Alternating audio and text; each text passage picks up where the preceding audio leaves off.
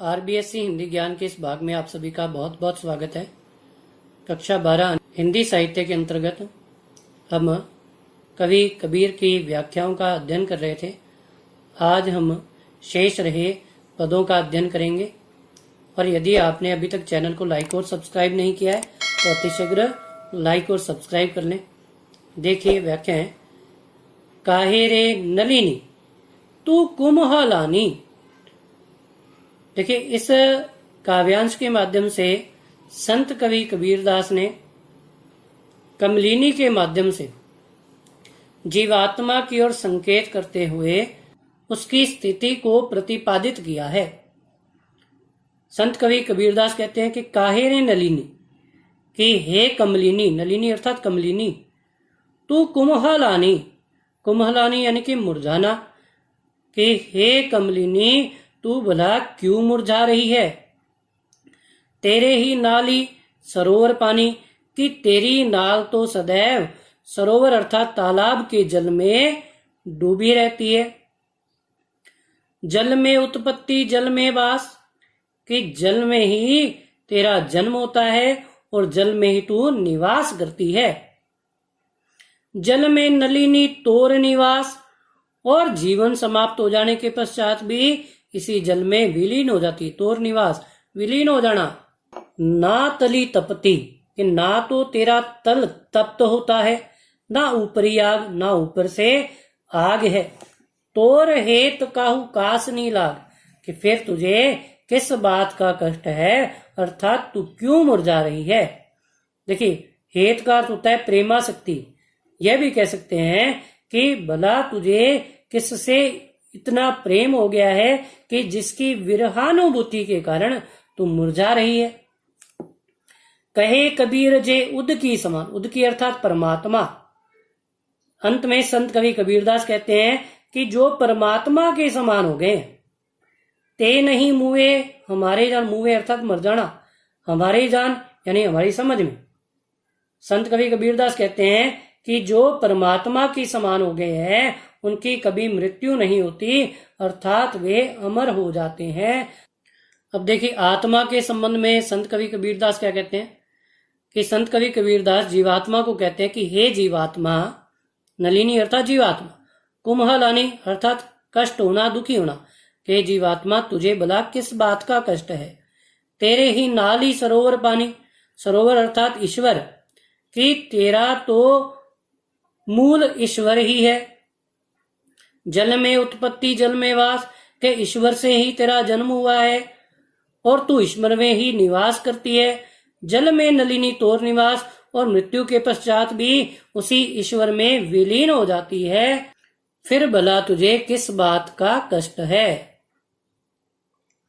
ना तली तपती ना ऊपरी आग, के ना तो तुझे कोई सांसारिक ताप है, अर्थात सांसारिक ताप तो केवल शरीर के होते हैं और जीवात्मा इन सभी सांसारिक तापों अर्थात दैविक, दैहिक और भौतिक से पूर्णतया मुक्त है।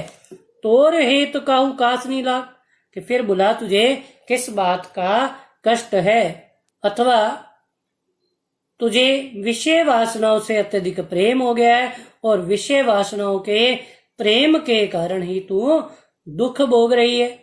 कहे कबीर जे उद की समान, संत कवि कबीरदास कहते हैं कि हे आत्मा तू तो स्वयं परमात्मा के समान है, और जो परमात्मा के समान हो जाते हैं उनकी कभी मृत्यु नहीं होती, अर्थात तू तो सभी प्रकार के कष्टों से मुक्त है। देखिए इसमें आपके अन्योक्ति अलंकार का प्रयोग हुआ है, क्योंकि अप्रस्तुत के माध्यम से प्रस्तुत का बोध करवाया गया है। देखिए दूसरी व्याख्या, संतो भाई आई ज्ञान की आंधी रहे। देखिए इसमें ये कह सकते हैं कि प्रस्तुत काव्यांश के माध्यम से संत कवि कबीरदास ने सांसारिक विषय वासनाओं से दूर रहकर ईश्वर की भक्ति करने की ओर संकेत किया।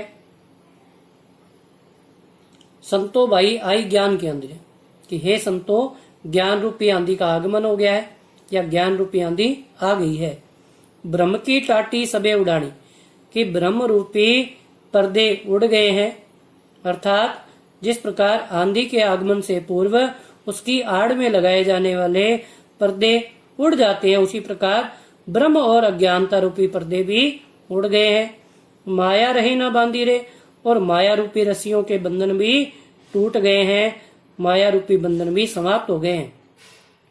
हित चित की दो थुनी थिरानी, दो यानी दो, थुनी यानी खंबे, हित चित यानी चित्त की दो अवस्थाएं, कि मन रूपी घर पर द्विविधा रूपी खंबे और मोह की बलियों पर टिका हुआ तृष्णा रूपी छप्पर, छानी, छानी यानी छप्पर, तृष्णा रूपी छप्पर गिर गया है। अर्थात ज्ञान के आगमन से मोह और तृष्णा के बंधन भी समाप्त हो गए हैं। कुबुद्धि का भांडा फूटा और इस तृष्णा रूपी छप्पर के अंदर स्थित कुबुद्धि रूपी सभी प्रकार के बर्तन नष्ट हो गए हैं। अर्थात कुबुद्धि समाप्त हो गई है, कुआचरण समाप्त हो गए हैं। जोग जुगति कर संतो बांधी, निरचू चुए ना पानी, निरचू यानी लेश मात्र भी, थोड़ा सा भी, कि संतों ने अपनी सत्य संगति और योग की युक्तियों के माध्यम से अब इस शरीर का पुनः निर्माण किया है। निरचू चुए ना पानी में, जिसमें से अब विषय वासना रूपी जल नहीं टपकता, अर्थात विषय वासनाएं भी समाप्त हो गई हैं।